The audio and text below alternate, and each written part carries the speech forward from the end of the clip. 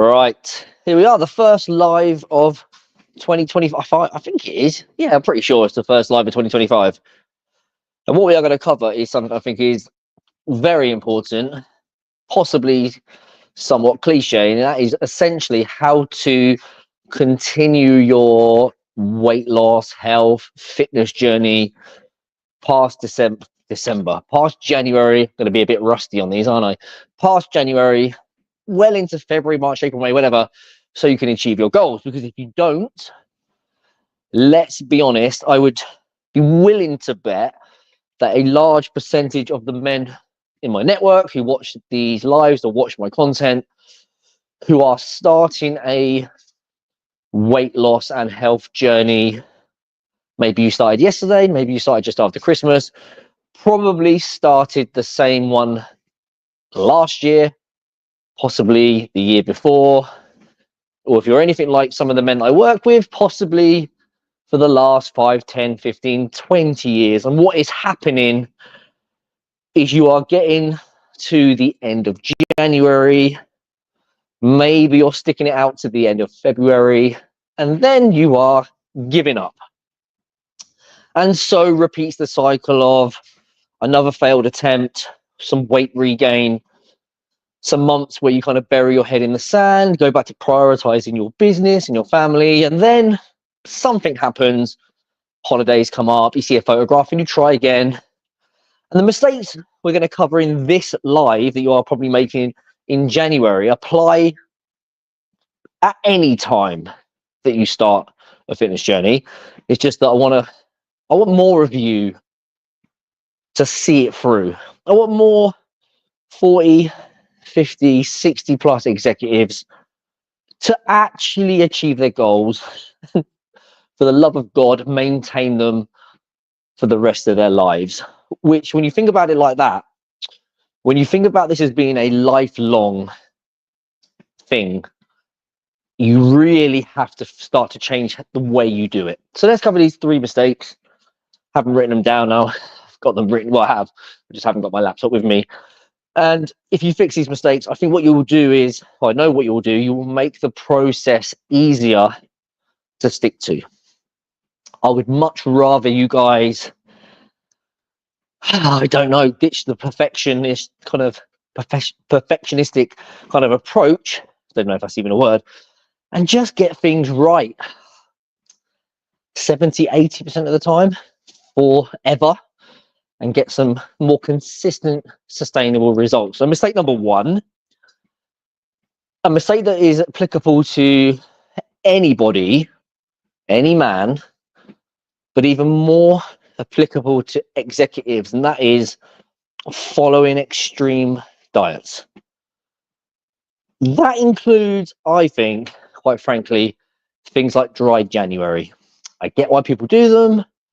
I've got clients that are doing it, but these are clients that also over 2024 lost a fair amount of weight, and it isn't really a fad. It's like they've already reduced their alcohol consumption. They're just going to do it for January to get things moving. But the mistake a lot of you are going to make from a nutrition point of view is you're going to make it very restrictive. Lots of little weird rules to follow. So for example, you may have decided to do some kind of intermittent fasting where you can't eat after a certain time, or you can't eat before a certain time. You might not eat till 12, and you might stop eating at 8 or 7, or whatever you want to do. Lots of different ways to do it. You may have said you're going to completely cut out junk food. You may have said you're going to go low carb. There's a whole host of things you might have said that will make the diet restrictive. Now, some of those things might be a good idea, but typically what you see with many 40 plus men is all of them make the process challenging. And even more challenging if you're an executive who has things like business or client lunches, traveling, stays, in hotels, restaurants, business meetings, because you don't typically, when you're doing those things, have as much control over your food. There's more temptation, but that's kind of a different story. And there's obviously a little bit of peer pressure. And while it would be great if everyone that I worked with got to a point where they could say to clients and prospects, I no longer drink, or I don't eat this, you know, whatever. It really is, for a lot of you guys, part of the culture. Having a few drinks, building relationships, going out for food, having breakfast, etc. There's an issue there, because you've got these rules that you are trying to stick to, and you've got this lifestyle that you can't change, and they don't fit. You might do it for a couple of weeks. Like some of my clients have gone back to work this week. They're saying, you know, they haven't got much traveling in January. A lot of them haven't got as many business meetings. One guy, Peter, I spoke to Monday, he's just got a couple of lunches this week, and the rest of the time he's working from home. Maybe that makes it quite easy to follow initially. And obviously, psychologically speaking, it's challenging. So you've got a situation where it's kind of more convenient right now. You're motivated, you're fired up. So mentally speaking, it's easy to do. However, at some point, you may have to be out of the office more, travel more, and of course, you might start to get what we call diet fatigue, where you just start to miss those foods that you've banned, probably more so because you've banned them, and you start to crave them. And all of this often is kind of built on a foundation of willpower. And it's like a house of cards. It's just very, very, very flimsy. And all it takes is one bad day, or one poor weigh-in, or one client whispering in your ear, let's have a few more drinks, and it all goes out the window. Probably wouldn't be so much of an issue if that didn't then often lead to several days, weeks, months of poor choices. That's typically what happens. So you kind of hang on for dear life, saying no to the food you want, trying to do it, and then when you do finally say sod it, especially if you didn't get the results that you want, which we'll come back to, often that is when clients will say to me, you know, in the past, I've got to the end of January, kind of mid-February, and then really just went back to my old habits right up until I started to think about summer holidays. Not good, because prior to the summer holidays, you'll probably make the same mistakes. You might get some results for your holiday. You'll come back from your holiday and go back to what you're doing. You'll gain the weight back. And we just, as you can see why so many executives yo-yo diet.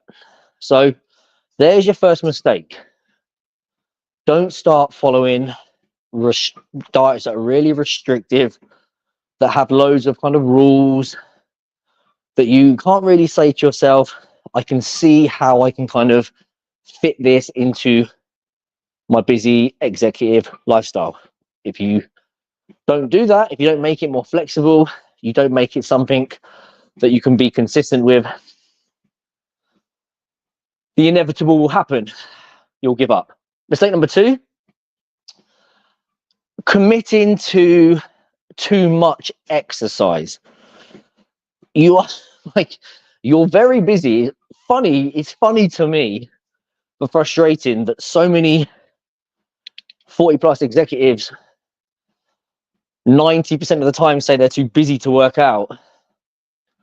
And now I'm already seeing lots of you on LinkedIn and social media posting that you've signed up to your first marathon. Fine, if you can find the time to do it, especially, or you also actually genuinely enjoy running, but that's something that isn't typical, and that's for another video. But a lot of you guys try to commit to too much training. And I think that's just really because you don't understand how much training needs to be done to achieve certain goals. And of course, when we talk about training and exercise, we can be more specific. We can talk about, okay, resistance training for muscle building and strength, aerobic or cardio training for fitness, stamina, heart and lung health. And then we can talk about mobility and flexibility and stretching and all that other stuff. Well, if you've got to try, and most of you probably want to be well-rounded, You want to improve your heart health. You want more energy and stamina. You want more strength and mobility, and you want to look good.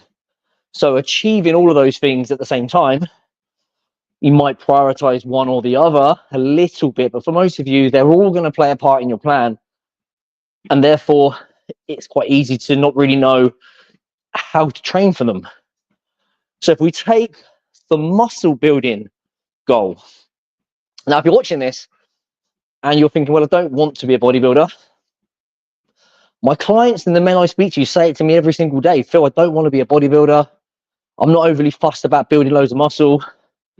I don't want to be an amazing specimen like you. Okay, well, they don't say that really, but you get the point. What they want is to just have an athletic physique. But that still requires some resistance training. But the good news, it doesn't require as much, because the amount of resistance training you need to do to maintain muscle is actually quite low. But if you try to lose fat and you do zero resistance training, you will lose muscle. And I've talked about this endlessly. I'll do it on another video, but that leads to a lot of bad things. So, recommendations. If you want to maintain muscle or possibly build some muscle, because we had a research paper come out just at the end of 2024 that showed you people built muscle doing 2 sessions a week that were half an hour long, that is where I would start. 2 sessions, half an hour long for resistance training. If you want to build a bit more muscle, I honestly think that most of you watching this could probably get some pretty decent physiques doing 3 sessions a week of about half an hour, possibly 45 minutes. It's not a lot of time. You then want to be like, I want to get fit. So some of my clients will do half an hour sessions and we'll chuck in a little bit of cardio at the end. Or on other days, they'll maybe do a little bit of high intensity work. And we'll start to just generally increase their activity. Maybe they'll walk for 5 minutes at the end of every hour. Maybe at the end of every night before they go to bed, they'll go for a walk after dinner, or maybe in the morning. And we just get them to move around the office more, be a bit more mindful basically, and track it. That doesn't take a lot of time if you break it up. If you just start to think of it as, I'm going to just kind of try and incorporate it into my life. So the exercise part of the process is certainly not as costly as what you probably think. I get why so many men overcommit, because you think more is better. And the reason why I know you think that is because I used to think the same. Even as recent as, it's not that recent now, 2015, but 10 years ago, I, at that point, had been to university. I'd been training for 15 years. I'd been personal training for almost 10 years. So I'm knowledgeable. And even back then, I still had that mindset, I must do more. And I've talked about it a million times, so I won't bore you with it now. So don't overcommit to too much training that you know, if you could plot your life over the course of 6 months, if we could zoom out and look at your month over 6 months, what is more likely? 6 sessions in the gym that are 2 hours, or 3 sessions at home that are 20 minutes? Sure, some weeks you might be able to do more, some weeks it's less, but think about an average. Think about like a bare minimum. What is the bare minimum you can do? I think every one of you could as a bare minimum, could lift weights for 20 minutes 3 times a week. That could be at home with bands and dumbbells, with body weights, and you could walk a bit more. No doubt in my mind. What does that mean? That means you can do it for longer, it is sustainable, and you can enjoy the benefits forever. Rather than signing up to a marathon because it's January, and then about 5 weeks, 6 weeks into it, going, shit, this is a lot of running to do. And I've got to stretch, and I've got to do my mobility, and I need to do some strength training and some core work, and I've got business meetings. And then you say, I can't do it. Or at the very least, or maybe the very best, you do it, but you kind of have to half-arse it, and it's quite frankly not much fun. And the last one, the not sexy one. but you need to stop focusing on quick fixes. I spoke to a guy yesterday who is, 5 stone overweight, just about to turn. He's been about 5 stone overweight, or gradually crept there from his late 20s. He's now in his late 30s. So about a decade of gradually gaining more weight. Lost weight a few times. One time was for IVF, which you have to do to be able to do it on the NHS, and that was successful. But again, regardless, I understand why he did it quickly, because he wanted to do the IVF and it was successful, but still the way he did it, and the same with all the other times he's done it, has been very much, and he said to me, based on being impatient and wanting it too quickly. And that really comes back to being restrictive. If you're impatient, you'll drop calories too low. And one of the things about being impatient is that sometimes your expectations won't match what reality is. You expect, for example, to lose 3 pounds a week, and you lose 1. And you get disheartened and you're annoyed. You think it's not working, or you think it's a waste of your time. So you give up. Whereas if you just carry on losing 1 or 2 pounds a week for 6 months, at some point you'd look in the mirror and go, wow, it makes a huge difference. And I get this with clients where they think, not really seeing much progress. And sometimes this is down to not seeing it. And I'll send them a photograph or like a comparison before and current. And they'll be like, wow, I hadn't even noticed I'd lost so much. You can't be impatient. Whether or not it's going to take you 3 months, 6 months, or a year to achieve your goal, you still then have to maintain it for the next 40, 50, 60 years. And if you do it in a way that you're impatient, if you try to do it too quickly, this isn't always the case. There is research on this, that rapid weight loss doesn't always lead to weight regain. But if you are going to do it quickly, I would do it with the supervision of a coach who can tweak the plan and go back to a more sensible approach when it's the right time. For the most part, though, slow and steady is going to be a better way to do it.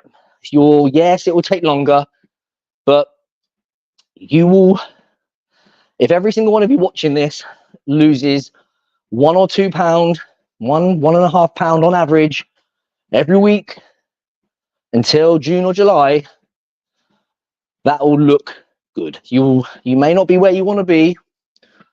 You may not be happy yet, but you will be fitter, healthier, happier, and you will say to yourself, I can keep doing this. So even if you do get to the summer and you're not quite where you want to be, you can say to yourself, I can carry on. Instead of rushing it, making it feel horrendous, trying to battle your willpower, trying to be like a bodybuilder or an Olympic athlete for 2 or 3 weeks of January, being hardcore, like a lot of executives are, and then one day waking up and going, can't do it anymore, and you give up. I say it to my clients all the time. I have to remind them that the results they're getting are often relative to what they are willing to put in or can put in, and based on their busy schedules, the fact they want to have, they want to have flexibility in their diet, they want to have the odd weekend off with family, or they want to have beers with clients, they have to accept that it might take a bit longer, and it's better that way. So there's your 3 mistakes. Don't follow a restrictive diet. Don't overcommit to exercise that won't fit your schedule long term. And don't be impatient and expect too much too quickly. Just fix those things and you will make the process far easier, and you'll be far more likely to get to May or June or July of this year when the weather starts to pick up, and you'll be like, shit, I've lost 1, 2, maybe 3 stone, I've built muscle, I feel good, but I don't feel like I want to quit, which for a lot of you who give up by the end of January, early February, will be life-changing. And if you'd like help with that, understanding the process, if you'd like to, I know you're busy, so if you'd like plans tailored to what you tell me that you need, and you want to learn how to do them while you travel, have business meetings, you want something that's flexible, and you want someone to hold you accountable and to be part of a really cool, dare I say it, even if I say so myself, a cool community of other men like you who were once struggling like you, then send me a message with the word transformation. We'll have a chat, see if I can help you, and go from there. Right, that is a kilometre.